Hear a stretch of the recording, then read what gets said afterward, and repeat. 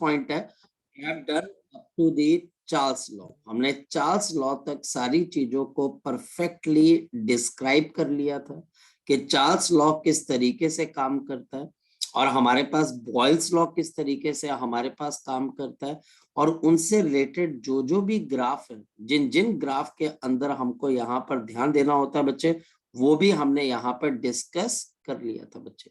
तो हमने यहाँ पर सारी चीजों को अंडरस्टैंड कर लिया था बच्चे, सारी की सारी चीजों को हमने सिलसिलेवार यानी कि टॉपिक वाइज बच्चे हमारे पास यहाँ पर लिखना शुरू कर दिया था।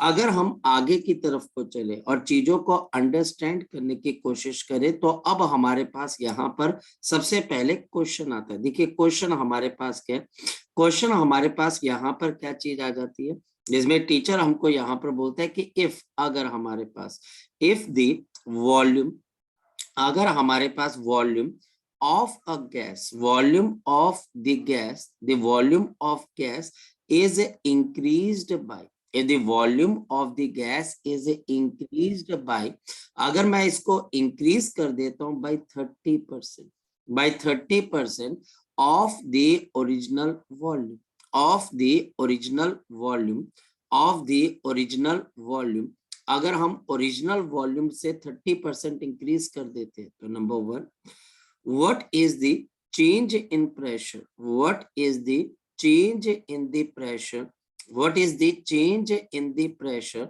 आपके पास प्रेशर में क्या चेंज होगा इफ टेम्परेचर इज कांस्टेंट, अगर हमारे पास टेम्परेचर आपके पास क्या रहेगा, कांस्टेंट रहेगा।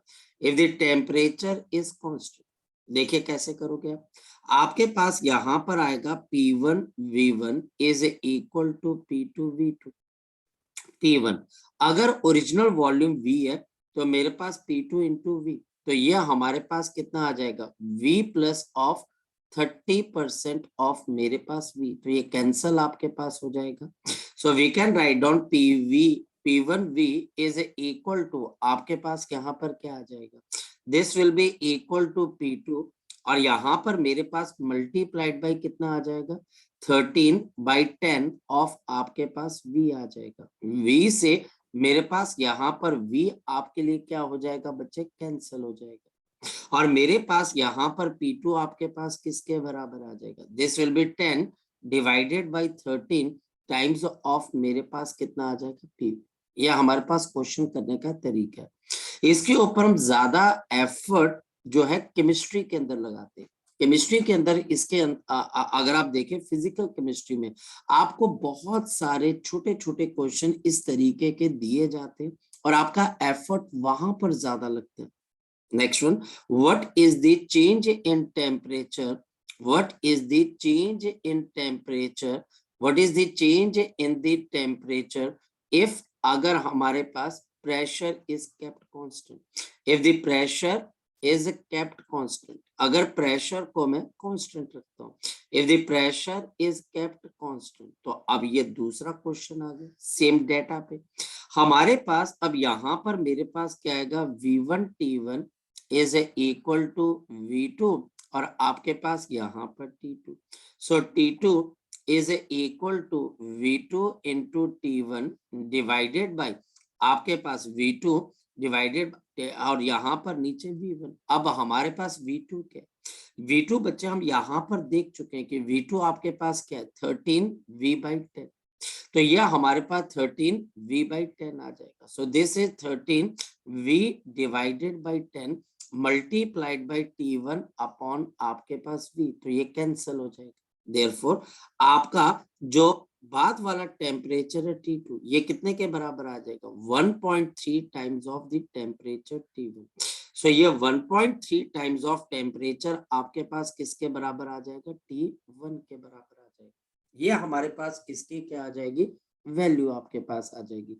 तो ये सारी की सारी चीजें हमको केमिस्ट्री में भी पता है और फिजिक्स में सिंपल हम इसकी एक रिवीजन करते हैं, और ये रिवीजन हमारे पास क्या होनी चाहिए बच्चे, आपको डे टू डे बेसिस के ऊपर आपको यहाँ पर फॉर्मूले के ऊपर आपको ध्यान रखना है डे टू डे बेसिस पे, कि आज मैं ग्रेविटेशन के फॉर्मूले याद कर लेता हूँ, आज मैं रोटेशनल मोशन के फॉर्मूले याद कर लेता हूँ, आज मैं वर्क पावर एनर्जी के फॉर्मूले याद कर लेता हूँ। इस तरीके से अगर आप करते रहोगे तो आपको डेफिनेटली बच्चे के फॉर्मूलों के ऊपर एक एक्सपर्टीज हो जाएगी और क्वेश्चन होने स्टार्ट हो जाएंगे। अच्छा, यहाँ पर ये भी एक बात ध्यान रखना, फॉर्मूलों के अलावा अंडरस्टैंडिंग बहुत मैटर करती है, बहुत अंडरस्टैंडिंग मैटर करती है बच्चे।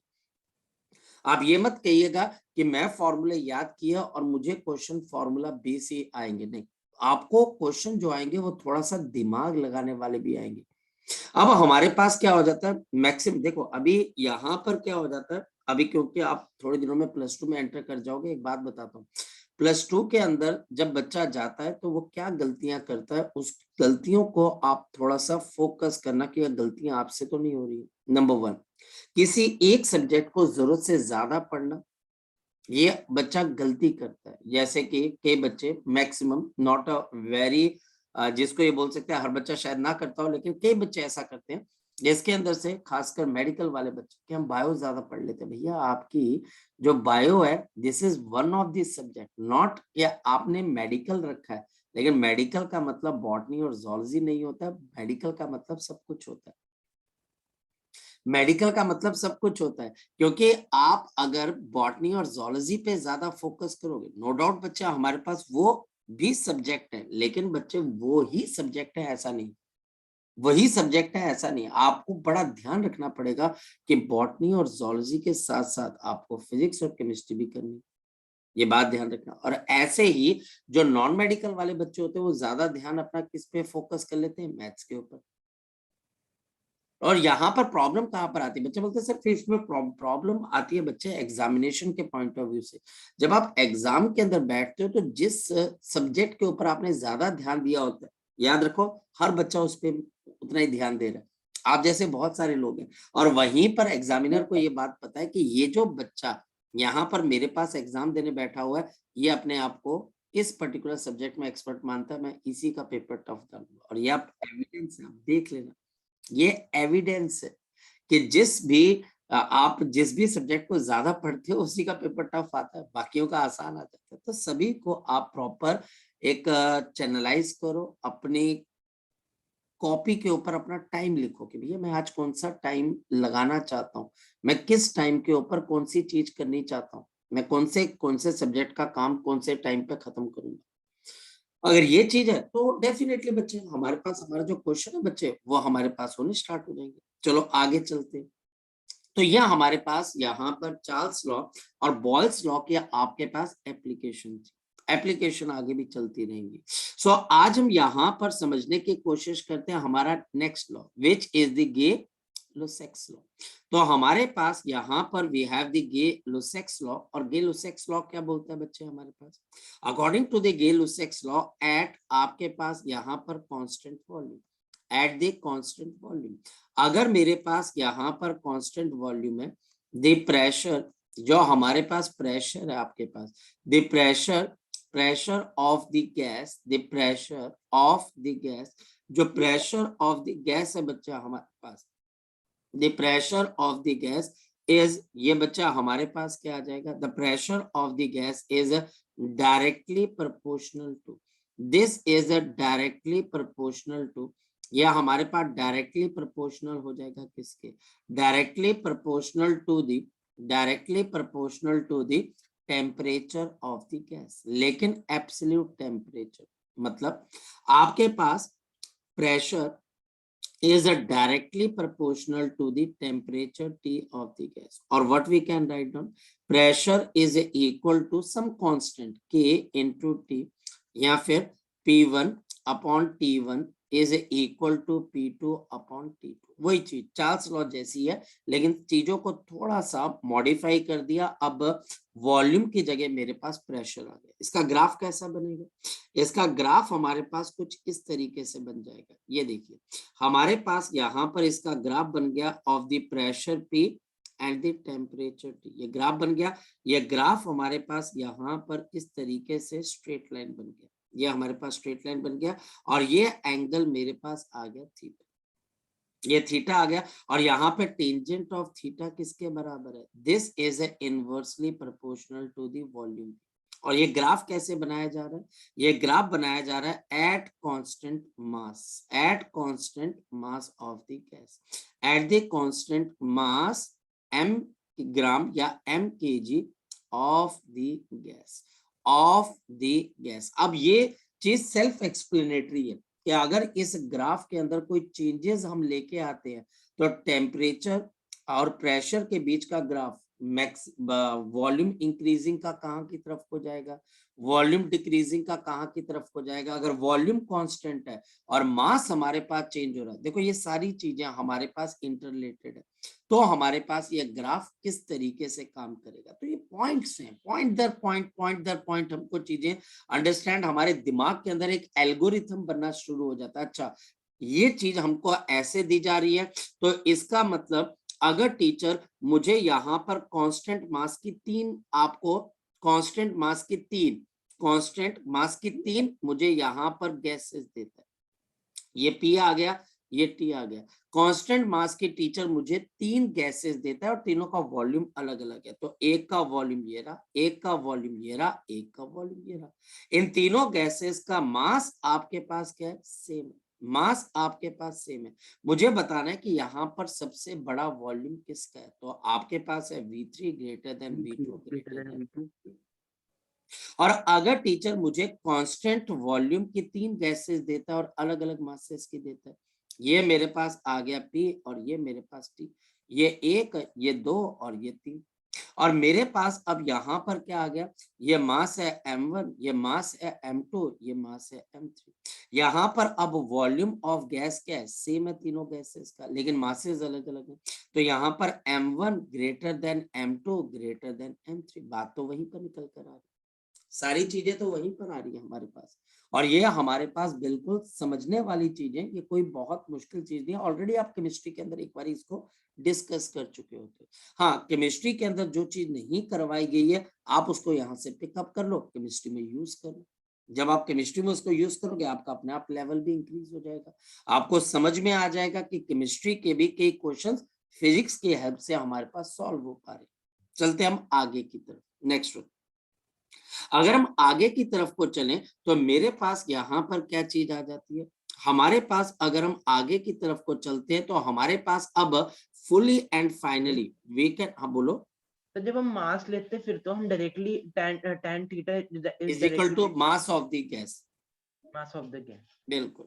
सो हमारे पास यहाँ पर आ जाती है we have the ideal gas equation. तो हमारे पास आइडियल गैस इक्वेशन क्या कहती है, PV is equal to n ले लो, अगर एन लेना है तो small n into R into T, जहां पर आर मेरे पास गैस कांस्टेंट है।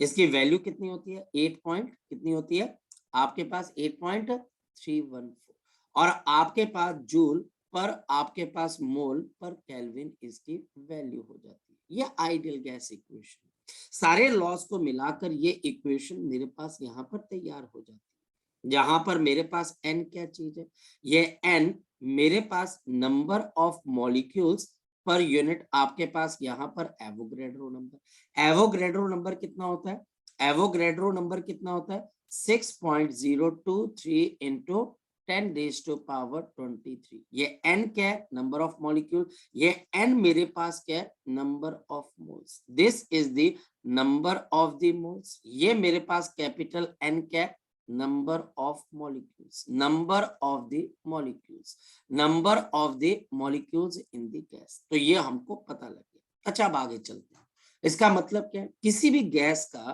प्रेशर P है, वॉल्यूम V है, टेम्परेचर T है और नंबर ऑफ मोल्स N है, तो उनके बीच में ये रिलेशन होगा।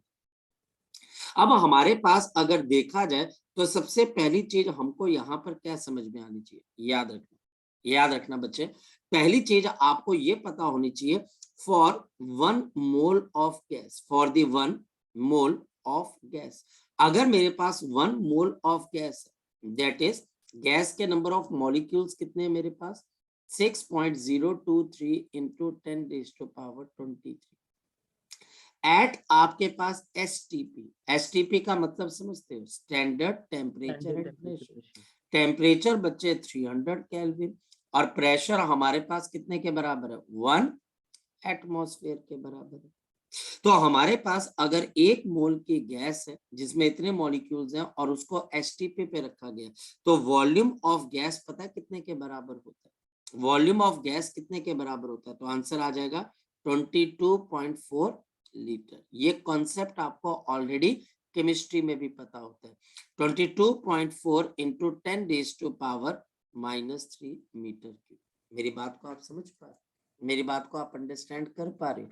क्या अगर कोई टीचर बोलता है कि एक गैस का मैं 1 मोल एसटीपी पे रखता हूं, तो उस वक्त वो गैस कितना वॉल्यूम ऑक्यूपाई करेगी? तो आंसर कितना है? 22.4 इंटू 10⁻³ मीटर क्यूब, या सिंपल लैंग्वेज में 22.4 लीटर। आई थिंक सो ये आप केमिस्ट्री में भी एक बार कर चुके होते।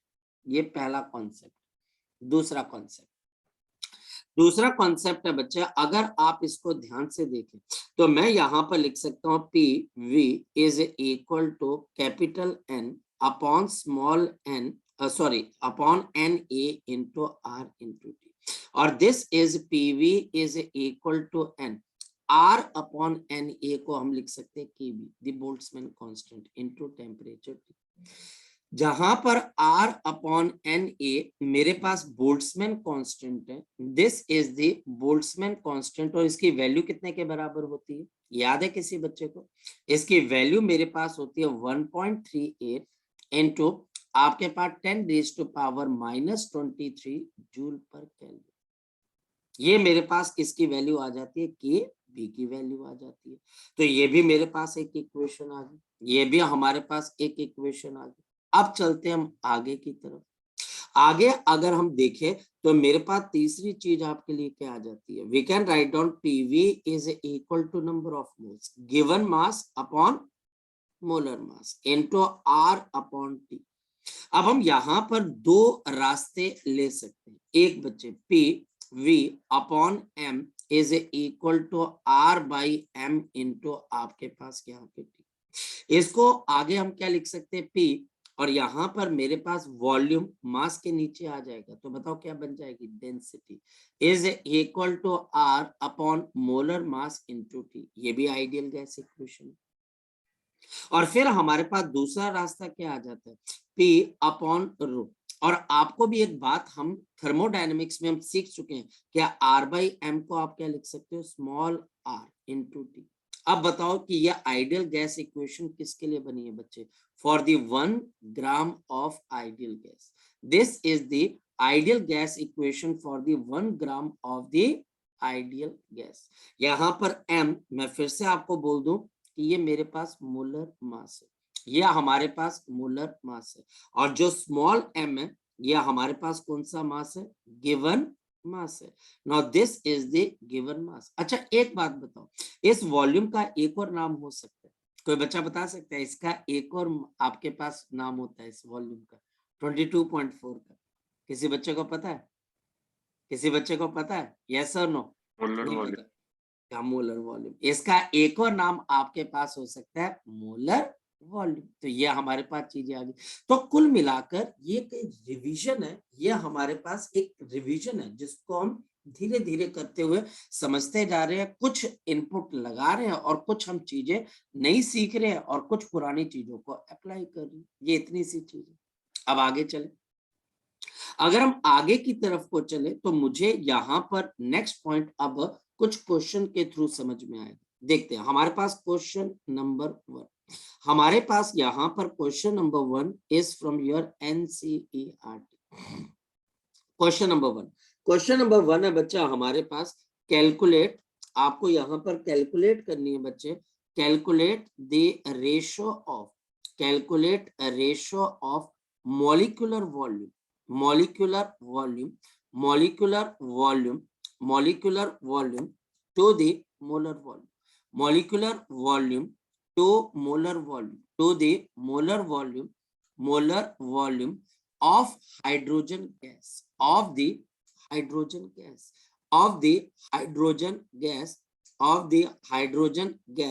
और ये बच्चा हमारे पास है एसटीपी, एट आपके पास एसटीपी है आपके पास, और गिवन क्या है बच्चे?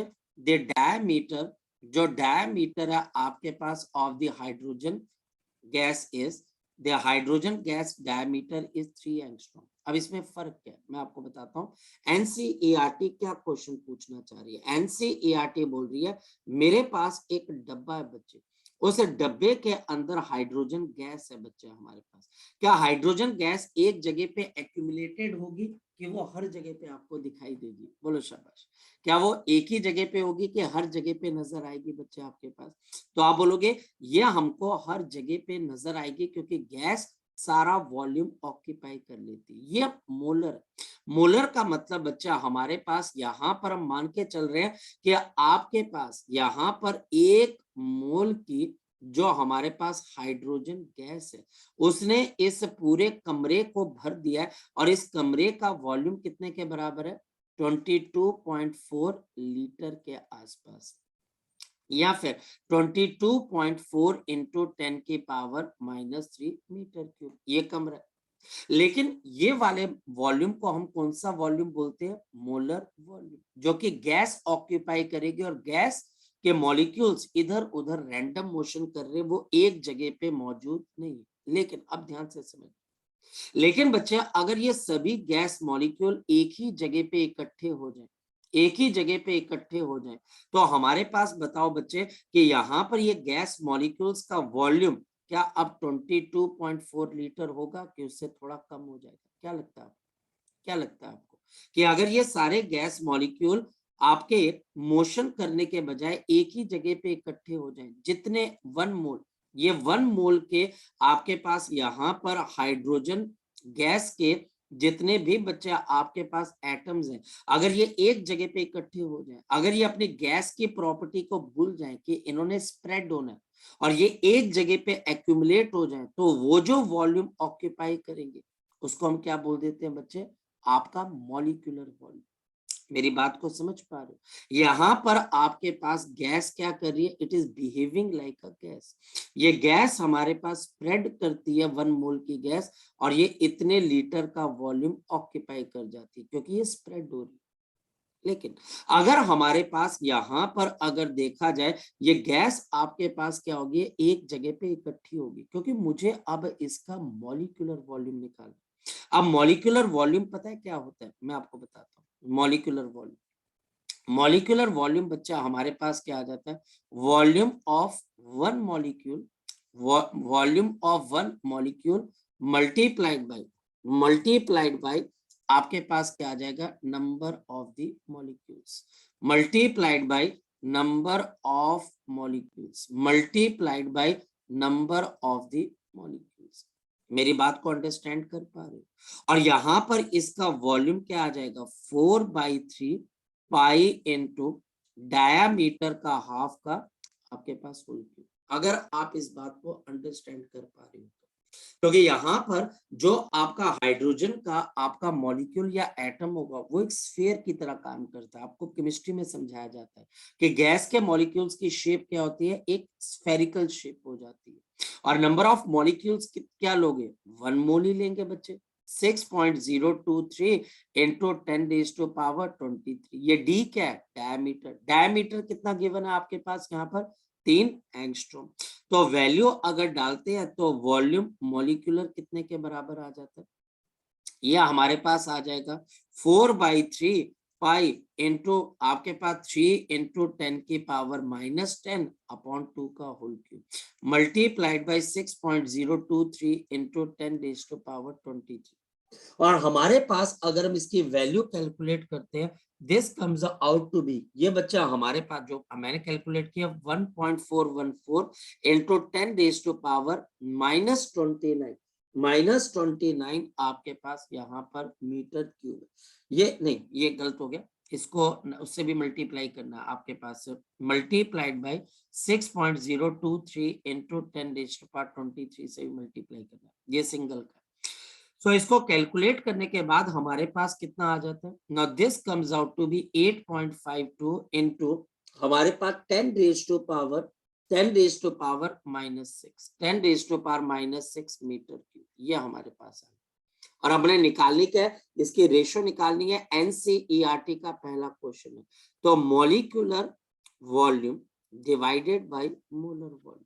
अब बताओ कि हमारे पास मॉलिक्यूलर वॉल्यूम कितना आ गया, 8.52 इंटू 10⁻⁻6 एंड डिवाइडेड बाय आपके पास यहाँ पर आपके लिए 22.4 इंटू 10⁻⁻3 और अगर हम यहाँ पर इसको सॉल्व करते हैं this comes out to be 3.5 into 10⁻⁻4। ये हमारे पास इस क्वेश्चन का आपके पास आंसर आ जाएगा। ये एनसीईआरटी का आपका सबसे पहला क्वेश्चन और one of the important question. बोलो शौर्य।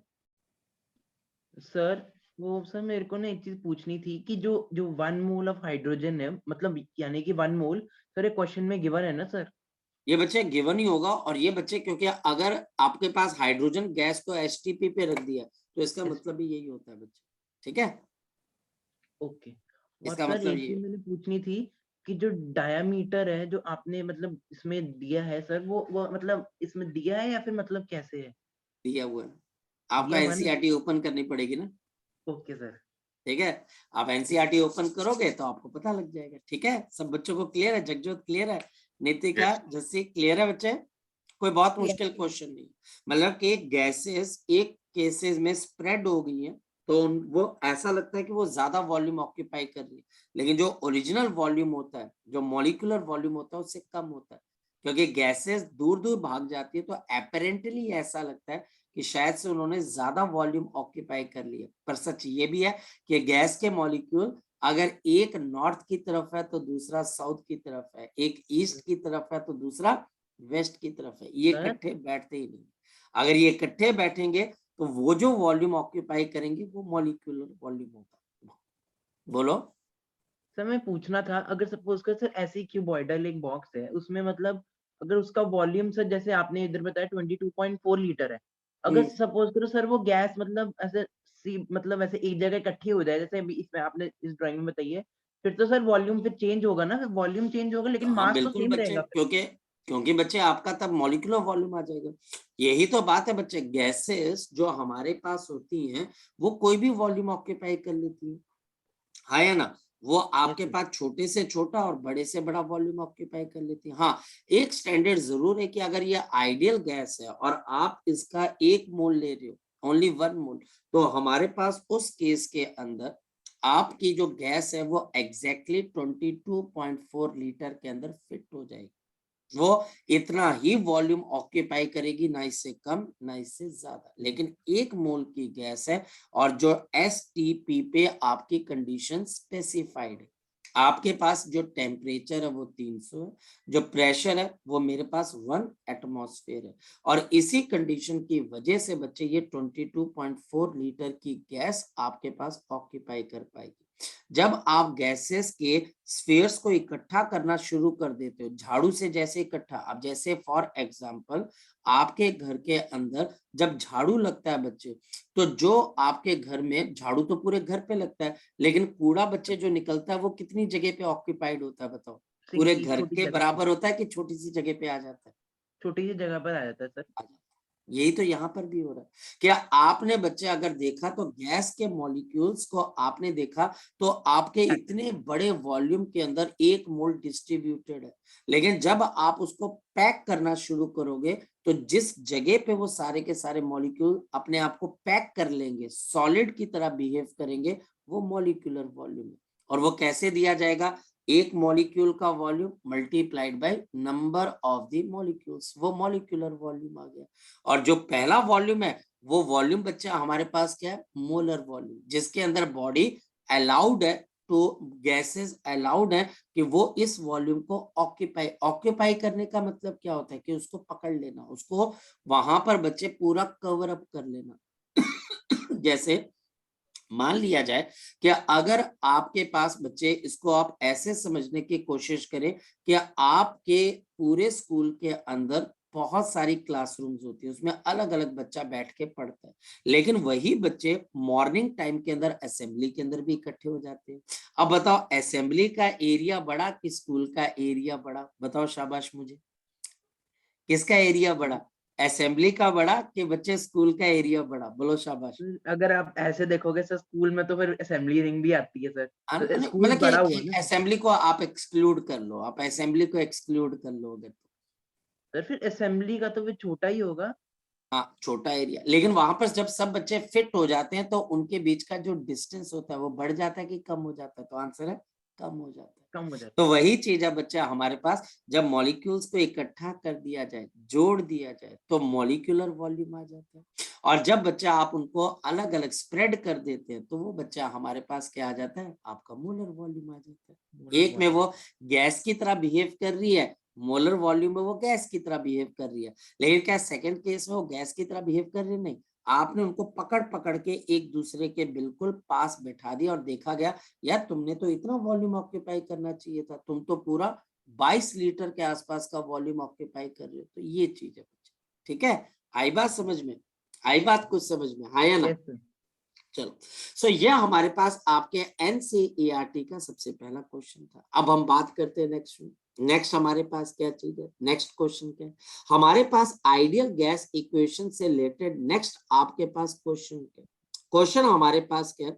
The following is the graph, जो हमारे पास यहाँ पे ग्राफ है। The following is the graph, the following is the graph, जो हमारे पास यहाँ पर ग्राफ है। The following is the graph made between, ध्यान से समझना, मेड बिटवीन, यह बनाया गया बच्चा हमारे पास made between P V and T. देखिए पी वी और बच्चा आपके पास यहाँ पे टी वर्सेस वर्सेस आपके पास प्रेशर, वर्सेस प्रेशर। ये क्वेश्चन भी बच्चा हमारे पास एनसीईआरटी में से, वर्सेस आपके पास यहाँ पर प्रेशर पी फॉर द आपके पास यहाँ पर 10 raised to power minus 3 kg of hydrogen gas, 10 raised to power minus 3 kg of आपके पास यहाँ पर आपके लिए oxygen, not hydrogen, oxygen gas, oxygen gas. हमारे पास ये ग्राफ बनाया गया बच्चे दो पैरामीटर्स के बीच में। देखो ये दो पैरामीटर्स कौन कौन से? ये दो पैरामीटर्स हैं हमारे पास। एक आपके पास आ गया पीवी वर्सेस टी, और हमारे पास यहाँ पर प्रेशर आ गया पी। और ये ग्राफ ऑलरेडी टीचर ने आपको क्वेश्चन के अंदर बना के दिया हो, आपको ये ग्राफ ड्रॉ नहीं करना, ये क्वेश्चन के अंदर आपके पास गिवन है। और फिर हमारे पास एक लाइन ऐसे आ गई और ये दूसरी लाइन आपके पास इस तरीके से आ गई। तो हमारे पास यहाँ पर ये दो लाइन है, तो एक लाइन इस तरीके से है और एक लाइन आपके पास यहाँ पर आ गई। ये टेम्परेचर मेरे पास आ गया T2 और ऊपर वाला मेरे पास T1। ये आइडियल गैस के लिए आपके पास क्या बन गया? एक ग्राफ बन गया। पहले बताओ केमिस्ट्री के अंदर ऐसा क्वेश्चन आपने किया? यस और नो? पहले तो ये बताना पड़ेगा आपको मुझे, आपने केमिस्ट्री में ऐसा क्वेश्चन किया? जगजोत, नितिका, यस और नो? ऐसे किया है हाँ किया किया, थोड़ा ऐसा आसपास किया पर ऐसा नहीं था। हम आसपास मतलब थोड़ा सा कॉन्फिडेंस तो रहता है ना टीचर को कि अच्छा बच्चों ने किया हुआ, कोई बात नहीं, थोड़ी थोड़ी गाड़ी जो है वो गाड़ी में पेट्रोल है, हाँ पेट्रोल पंप जाने लायक, तो बंदे को कॉन्फिडेंस हो जाता है कि रीड नहीं पड़ेगी, है तो वो कोई बात नहीं, इसको अभी हम चल पड़ेंगे। मतलब क्या अब हमारे पास यहाँ पर हम इसके अंदर से बच्चे अपनी गाड़ी पेट्रोल पंप तक पहुंचा देंगे। अच्छा ये ऑक्सीजन गैस है। इसमें सबसे पहला क्वेश्चन बच्चा हमारे पास क्या आ जाता है? What does this dotted line represent? ये डॉटेड लाइन क्या रिप्रेजेंट करती है? Real gas. ये डॉटेड लाइन आपके पास क्या रिप्रेजेंट करती है? अगर मैं दिमाग लगाऊं तो आइडियल गैस इक्वेशन क्या होती है? PV is equal to N R into T. तो ये बच्चा हमारे पास है पीवी अपॉन टी। तो बताओ ये डॉटेड लाइन किसको रिप्रेजेंट कर रही है बच्चे? N R. यानी कि ये डॉटेड लाइन आपके पास किसको रिप्रेजेंट करती है? क्योंकि पीवी बाई टी है ना, तो ये किसको रिप्रेजेंट कर रही है बच्चा हमारे पास? शाबाश बताओ, ये एन आर को। तो ये एन आर को रिप्रेजेंट कर रही है, जहां पर एन इंटू आर। अच्छा अब एन क्या होता है बच्चे? Given mass upon molecular mass multiplied by R, क्या आ गया? Gas constant. मेरी बात को आप समझने की कोशिश करो। यहां पर मेरे पास ऑक्सीजन गैस का कितना मास गिवन है बच्चे बताओ? 1 ग्राम। तो ऊपर 1 ग्राम आ गया, नहीं तो 10 की पावर -3। और या फिर बच्चा हमारे पास एक और चीज आ जाती है आपके पास, यहाँ पर आपके पास यहाँ पर 1 ग्राम ले लो, यहाँ पर बच्चा हमारे पास इसको 1 ग्राम ले लो, नीचे आपके पास 32 आ जाएगा, मल्टीप्लाइड बाई आर क्या आ गया, गैस कांस्टेंट। तो बताओ ये किसको रिप्रेजेंट कर रहा है आपके पास, आर बाई 32 को। और ये किसके लिए, सिंपल याद रख लेना, ऑक्सीजन गैस के लिए। ये पॉइंट समझ में आ रहा है जगजोत आपको, ये पॉइंट नितिका समझ में आ रहा है आपको, यस और नो? Yes sir. चलो, अब अगर ये पॉइंट आपको समझ में आता है तो नेक्स्ट पॉइंट हमारे पास फिर आपके पास एक और कंडीशन यहाँ पर आती है, ध्यान से समझना। अब हमारे पास यहाँ पर आ जाता है दिस लाइन, ये जो लाइन होता है बच्चे, दिस लाइन हैज आपके पास significance, this line also represent ideal, आपके पास आइडियल गैस बिहेवियर। ये लाइन आपको आइडियल गैस बिहेवियर को शो करती है। जो भी गैस आइडियल गैस बनेगी वो इस लाइन के ऊपर आनी चाहिए। वो गैसेस जिनके लिए ये डॉटेड लाइन का ग्राफ बनता है तो वो बच्चा हमारे पास क्या बन जाती है, आइडियल गैस। मतलब ये डॉटेड लाइन आपको आइडियल गैस बिहेवियर शो कर रही है, तो ये दोनों के दोनों आपको क्या शो कर रही है बच्चे, आपके पास ये मेरे को रियल गैस बिहेवियर शो कर रही है। ये मुझे क्या शो कर रही है बच्चे, रियल गैस का बिहेवियर शो कर रही है।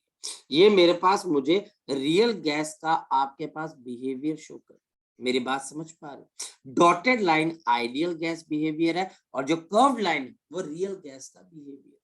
आगे चले सेकंड वन। अब सेकंड वन है बच्चा हमारे पास, हाँ बोलो। तो वो मेरे को ना एनआर वाला ना समझ नहीं आया सर, एनआर कैसे लिया आपने? बेटा यहाँ पर वाई एक्सिस पे क्या लिखा हुआ है, पीवी बाय टी। तो इसका मतलब वाई एक्सिस पे एनआर आना चाहिए, एनआर, यस सर। तो फिर एनआर हो जाएगी ये वाली लाइन। सर एनआर की वैल्यू NR फिक्स होगी, एक गिवन मास के लिए एनआर की वैल्यू फिक्स होगी कि वेरिएबल होगी? सर फिक्स हो।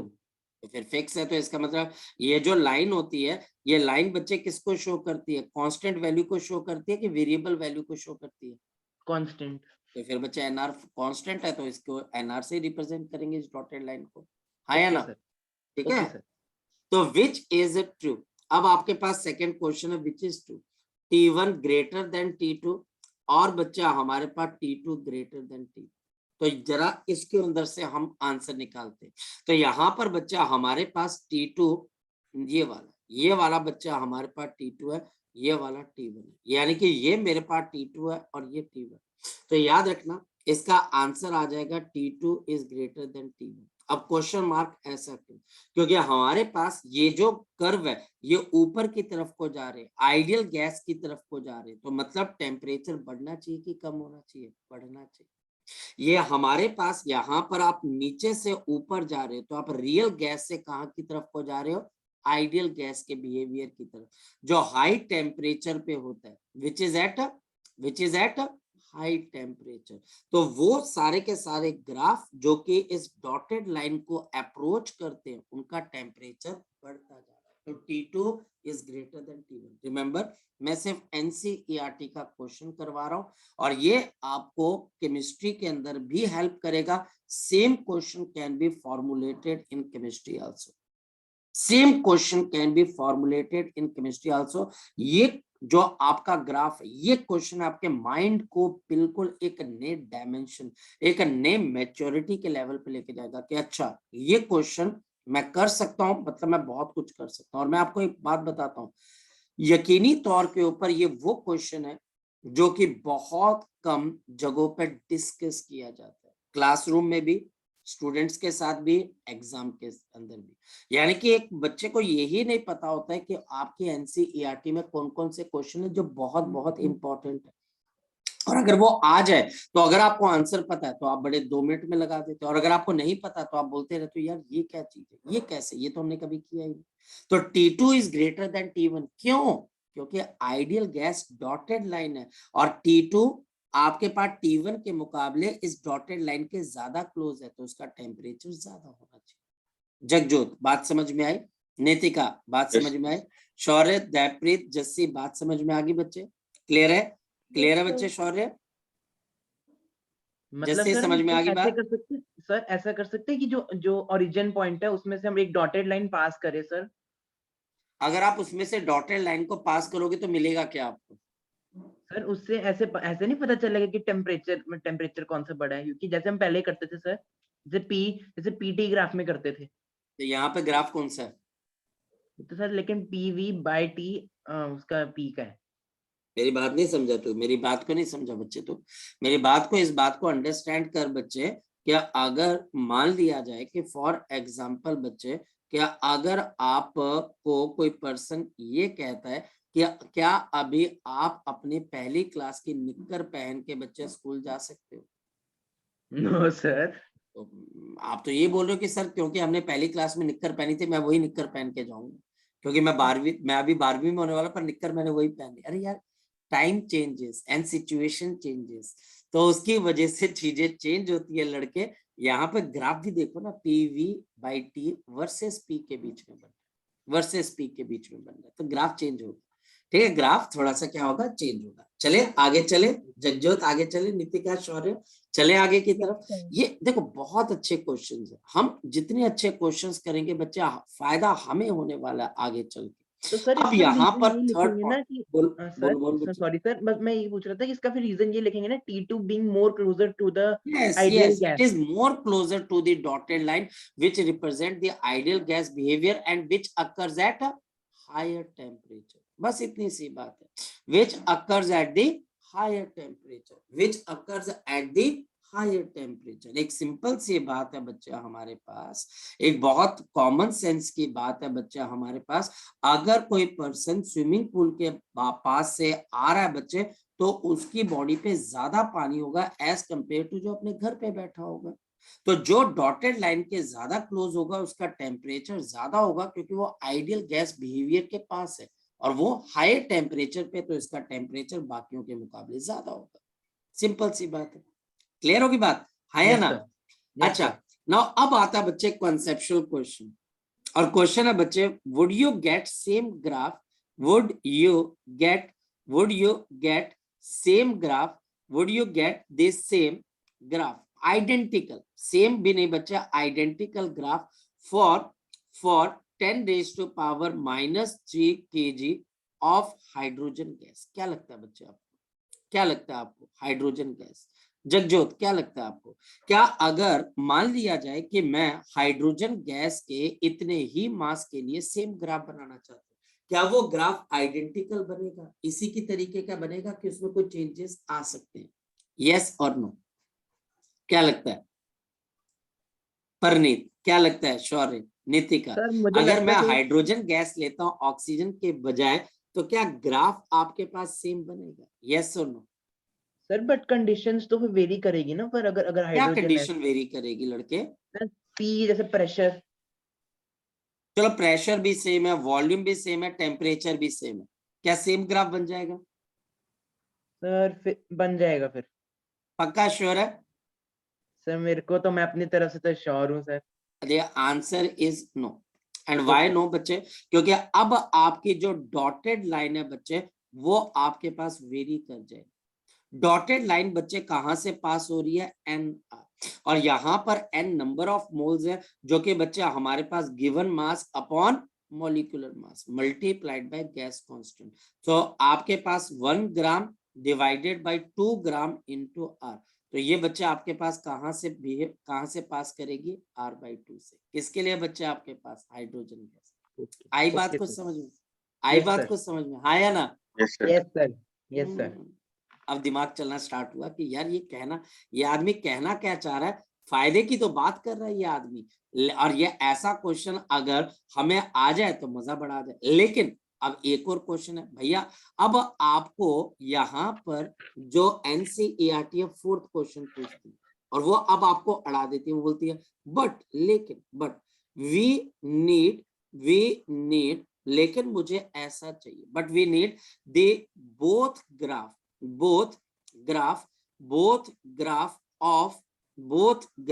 of hydrogen and oxygen starting from same point, starting from the same point आपके पास। मैं चाहता हूं कि ये दोनों सेम ग्राफ बनाए, सेम पॉइंट से स्टार्ट करें। Now what would you do, what would you do, अब आप क्या करोगे, व्हाट वुड यू डू। अगर आपको पिछला लॉजिक समझ में आया तो ये लॉजिक भी आप कर पाओगे। क्या करोगे आप बताओ शाबाश, what would you do. Number of mole same कर दे।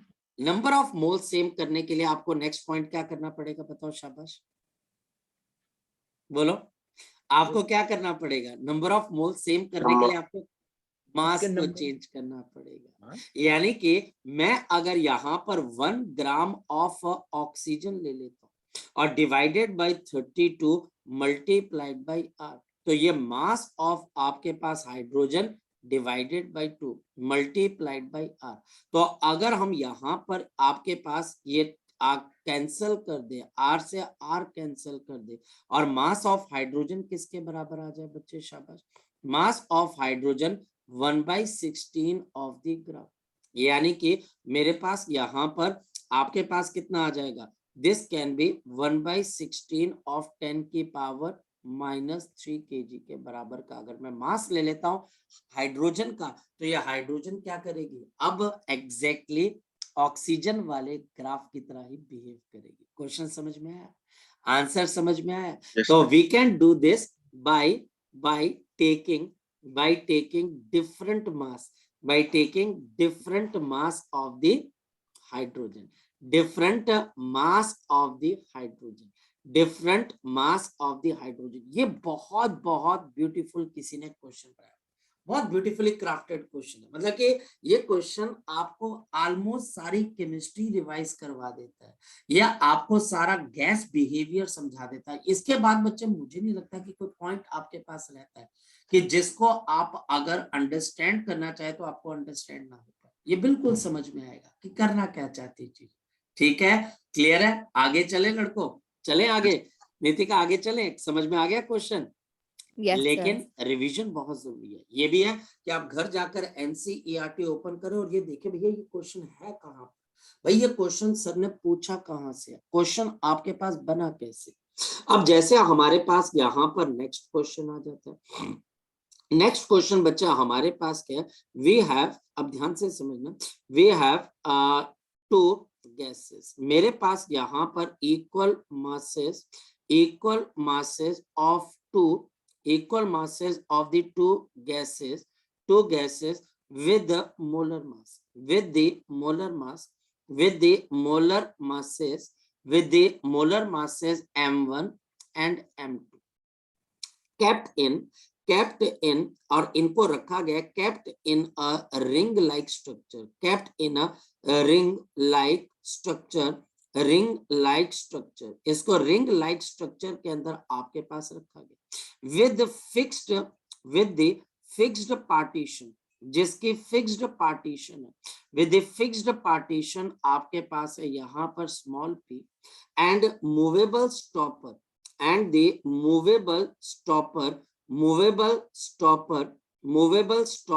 आपके पास s। आपके पास यहाँ पर द गैसेस, जो गैसेस है बच्चा हमारे पास comes to equilibrium after some point, comes to the equilibrium after some point, यानी कुछ पॉइंट के बाद ये गैसेस किसके ऊपर आ जाती है बच्चे, इक्विलिब्रियम पे आ जाती है। The gases comes to equilibrium after some point, मतलब दोनों तरफ का प्रेशर और बच्चे हमारे पास टेम्परेचर, ये हमारे पास क्या रहेगा बच्चे, आपके पास हो सकता है कि आपके पास यहाँ पर सेम हो जाए। Calculate the angle alpha, calculate the angle alpha in the given figure, ये जो हमारे पास फिगर है इन द गिवन फिगर, इस फिगर के अंदर बच्चा हमें क्या कैलकुलेट करना है, आपने यहाँ पर मुझे कैलकुलेट करना है कि आपके पास ये एंगल अल्फा की वैल्यू क्या हो। जरा ध्यान से समझते, मेरे पास ये क्वेश्चन क्या कहता है, we have a tube like structure, मेरे पास यहाँ पर इस तरीके से आपके पास एक ट्यूब लाइक स्ट्रक्चर है, ये देखिए ये आपके पास एक ट्यूब लाइक स्ट्रक्चर है और इस ट्यूब लाइक स्ट्रक्चर के अंदर हमारे पास दो गैसेस को रखा गया, ये फिक्स्ड है, ये बच्चा हमारे पास पार्टीशन फिक्स है, ये पी है और यहाँ पर काके एक मूवेबल स्टॉपर है, यानी कि ये मूव कर सकता है, ये एस है, ये मूव कर सकता है और ये कब तक मूव करता रहेगा, जब तक कि गैसेस का दोनों तरफ का प्रेशर क्या ना हो जाए, बच्चे बताओ शाबाश, जब तक कि दोनों तरफ का प्रेशर क्या ना हो जाए, देवप्रीत, दोनों तरफ का प्रेशर क्या ना हो जाए, आपके पास सेम ना हो जाए। हमारे पास यहाँ पर गैसेस के मासेस इक्वल है, ये मास बच्चे मान लेते हैं हमारे पास, लेट मी चेक वन, एक बारी मुझे चेक करने दीजिए, मैं डायग्राम को भी चेक कर लूं एक बारी, एक मिनट, डायग्राम एक बारी चेक कर ले, कहीं पर कोई गलती ना रह जाए। M1 और M2 से लेते 2 मिनट रुकिए,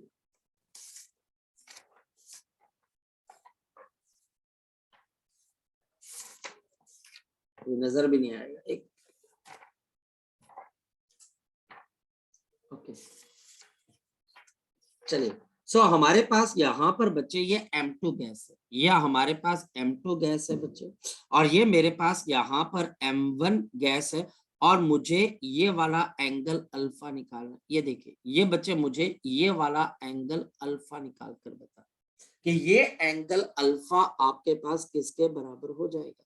यहाँ पर मेरे पास थोड़ी देर के बाद सारा का सारा जो इक्विलिब्रियम है वो हमारे पास यहाँ पर सेटअप हो जाएगा। ओके सो हमारे पास ये गैस जो है वो इक्विलिब्रियम पे आ जाते हैं। मैं डेटा फिर से एक बार देख लेता हूँ, M1 और M2 गिवन नहीं है, तो आपके पास यहाँ पर M1 क्या है ये मैं लिखवा देता हूँ, यहाँ पर मेरे पास M1 की वैल्यू बच्चे आपके पास आ गई 32 और M2 की वैल्यू ये मेरे पास यहाँ पर 28 के बराबर।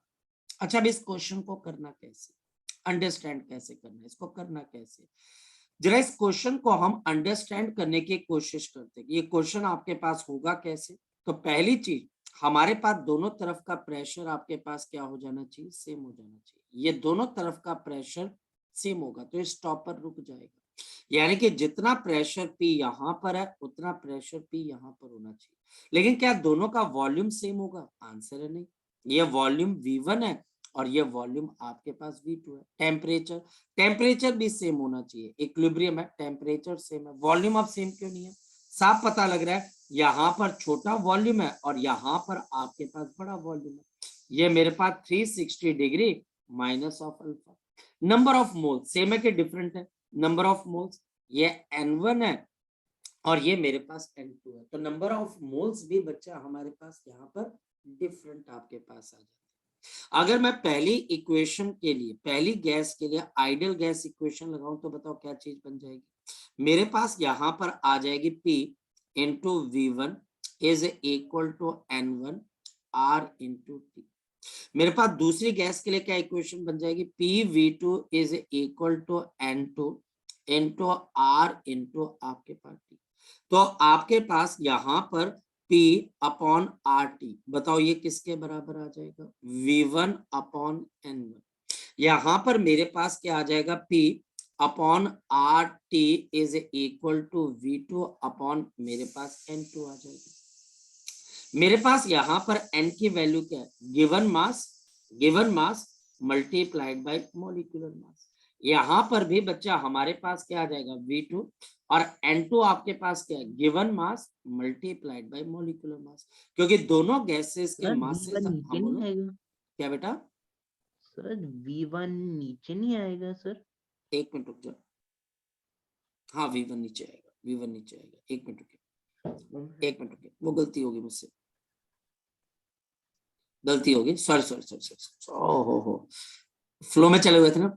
तो हमारे पास यहाँ पर N1, तो P upon N1 upon V1, so this is given mass upon molecular mass into V1 and this will be N2 और बच्चा हमारे पास V2। Mistakes are the proof that you are trying. So M upon यहाँ पर M1 और ये बच्चा आपके पास M2 V2। तो यहाँ पर भी हमको देखने से क्या चीज पता लग रही है, कौन कौन सी चीजें आपस में बच्चे अब हमारे पास इक्वेट कर देते हैं। अगर मैं इनको आपस में इक्वेट कर देता हूँ, इसको और इसको, क्योंकि दोनों के आपके पास लेफ्ट हैंड साइड इक्वल है तो Equal राइट है। हैंड साइड भी इक्वल हो जाएगी। सो कंपेयरिंग बताओ मेरे पास क्या चीज आएगी, इन दोनों को कंपेयर करने से मेरे पास क्या आएगा, बता सकता है कोई बच्चा? तो m upon capital M1 V1 small m upon capital M2 V2। अब नेक्स्ट स्टेप बताओ क्या चीज आ जाएगी, नेक्स्ट स्टेप बताओ। सो नेक्स्ट स्टेप बच्चा हमारे पास m से m कैंसिल, तो मेरे पास यहाँ पर आपके पास यहाँ पर V2 अपॉन V1, तो V2 upon V1 is equal to M1 upon M2। M1 28 है, M2 मेरे पास यहाँ पर 32 है, मैं फिर भी एक बार देख लेता हूँ। M1 32 है, सॉरी M1 32 है और M2 28 है, देखो गलतियां हो रही है। तो हमारे पास यहाँ पर M1 32 है और M2 बच्चा हमारे पास 28 है। इसको सॉल्व करेंगे तो हमारे पास कितना आ जाएगा 8:7। अब क्वेश्चन को कैसे करें, यह हमारे पास आ गया, यानी कि एक चीज पता लगी कि हमारे पास इन गैसेस ने जो वॉल्यूम ऑक्यूपाई किया उसकी रेशियो किसके बराबर है। M2 ने इसके अंदर कितना वॉल्यूम ऑक्यूपाई किया हुआ है बच्चा आपके पास, ये वॉल्यूम बच्चा हमारे पास है आपके पास 8 की रेशियो में, और आपके पास यहाँ पर इसने कितना वॉल्यूम ऑक्यूपाई किया, तो आंसर बच्चे इसके विद रिस्पेक्ट टू 7 की रेशियो। तो वॉल्यूम आपके पास अलग अलग है। अब बताओ वॉल्यूम किसके बराबर होता है, कोई बच्चा बताए वॉल्यूम किसके बराबर होता है। Volume is equal to area into length, area into length. अब ध्यान से समझो, इसी क्वेश्चन को हम दोबारा से समझने की कोशिश करते हैं। अगर मैं ये वाले एरिया को लेता हूं, ये वाले एरिया को लेता हूं, तो ये एरिया आपके पास आ गया ए, तो इसकी लेंथ आपके पास क्या होगी, ये हमारे पास इसकी लेंथ आ जाएगी, ये बच्चा हमारे पास इसकी लेंथ आ जाएगी, तो इसका वॉल्यूम किसके बराबर होगा, ये मेरे पास वॉल्यूम V2 के बराबर है। तो V2 वॉल्यूम आपके पास क्या हो जाएगा, area A multiplied by length. Length अब आप ये वाली लोगे, ये वाली लेंथ, और ये बच्चे लेंथ आप कैसे लोगे, एंगल की टर्म के अंदर। बताओ इस लेंथ को आप कैसे ले सकते हो, शाबाश बताओ कैसे लोगे। ये हमारे पास आ जाएगी आपका रेडियस अगर r है मल्टीप्लाइड बाय एंगल अल्फा। ये चीज अब आपको छोटी क्लासेस में बताई जाती है कि आर का आपके पास किसके बराबर होती है, शाबाश आर किसके बराबर होती है। तो अगर इसका रेडियस मेरे पास आर है तो ये एंगल अल्फा है, तो ये लेंथ आपके पास किसके बराबर हो जाएगी, रेडियस इंटू अल्फा। इसी तरीके से V1 किसके बराबर आ जाएगा, ये V1 किसके बराबर आ जाएगा, एरिया आपके पास ए वाला, ये ट्यूब का area multiplied by radius R, लेकिन इसके लिए एंगल कितने के बराबर आ जाएगा, 360 माइनस ऑफ अल्फा। इन दोनों की वैल्यू अगर मैं यहाँ पे डाल देता हूं तो मेरे पास क्या आ जाएगा, ए आर अल्फा, और नीचे बच्चा हमारे पास क्या आएगा, A R into 360 degree minus of alpha. ये ए आर से ए आर हमारे पास क्या हो जाता है, कैंसिल हो जाता है, और हमारे पास अब लास्ट पॉइंट क्या आ जाता है, 8/7 is equal to alpha upon 360 degree minus of alpha. इसको मल्टीप्लाई कर देंगे तो 0 8 और बच्चा हमारे पास यहाँ पर 4, तो 2880 minus of 8 alpha is equal to 7 alpha, और we have 2880 is equal to 15 alpha. तो जल्दी बता दो अल्फा एंगल की वैल्यू किसके बराबर है, जल्दी बता दो इसमें से अल्फा एंगल की वैल्यू किसके बराबर है। सो अल्फा इज 2880 अपॉन बच्चा हमारे पास कितना आ गया 15। तो जल्दी से बता दो इसका आंसर कितने के बराबर आ जाएगा। तो इसको अगर आप सॉल्व करते हो तो ये 15 तो पहले 1 पे चला जाएगा, तो आपके पास करीबन ये 192 डिग्री के आसपास इसका आंसर आएगा। ये one of the important question, ये हमारे पास one of the important question है, और ये क्वेश्चन आपको प्रीवियस ईयर क्वेश्चन के अंदर जरूर मिल जाएगा, आपको ये प्रीवियस ईयर के अंदर मिल जाएगा। और ये क्वेश्चन हमारे पास ऑलरेडी, याद रखना ये क्वेश्चन ऑलरेडी आपको आईआईटी के अंदर पूछा जा चुका है। सो ये क्वेश्चन आपको आईआईटी के अंदर पूछा जा चुका है। तो ये हमारे पास यहाँ पर क्वेश्चन है कि अल्फा की वैल्यू कितने के बराबर आ जाती है, दिस इज 192 डिग्री के आसपास।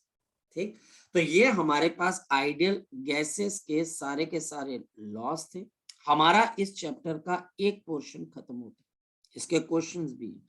तो अभी आपको इसकी असाइनमेंट मिल जाएगी, उसके क्वेश्चंस अब आप ट्राई करने शुरू कर दिए। देखो यहाँ पर आप अगर कोई भी बुक उठाते हो 200 300 400 क्वेश्चन होते ही होते हैं यार, वो आप साथ साथ में कवर नहीं कर सकते, वो आपको पीछे से कवर करते रहना पड़ता है, और यही प्रिपरेशन है।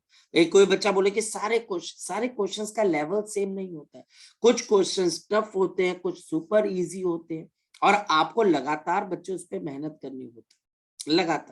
लगातार आपको उस पर मेहनत करनी पड़ती है, लगातार आपको प्रैक्टिस करनी पड़ती है। जी शौर्य बोलो। सर हमें ये कैसे पता चलेगा कि एक क्वेश्चन में हमने या फिर n को n is equal to number of moles by Avogadro number करना है या फिर उसको given mass upon molar mass करना है? ये तो बच्चे अब हमारे पास यहाँ पर अगर आप देखें तो साफ पता लग रहा है कि यहाँ पर गैस ने एक वॉल्यूम को ऑक्यूपाई किया, हाँ या ना, और वॉल्यूम को आप एंगल की टर्म में लिख सकते हो, हाँ या ना। अब आप नंबर ऑफ मॉलिक्यूल्स की टर्म में तो एंगल निकाल नहीं सकते, हाँ या ना, क्लियर है। और दूसरी बात, टीचर ने यहाँ पर मासेस की बात की है, मोलर मास की बात की है, तो हम यहाँ पर नंबर ऑफ मोल्स को गिवन मास अपॉन मोलर मास की टर्म में लिखेंगे, ठीक है, यहां से पता लगे। चलिए, सो अब बच्चे हम इतना ही करते हैं, नेक्स्ट टाइम बच्चे हम इसके ऊपर आगे की तरफ काम करेंगे। अगर कोई डाउट रह जाएगा तो प्लीज ये मुझसे डिस्कस कर लेना बच्चे। थैंक यू ओके बच्चे, सर।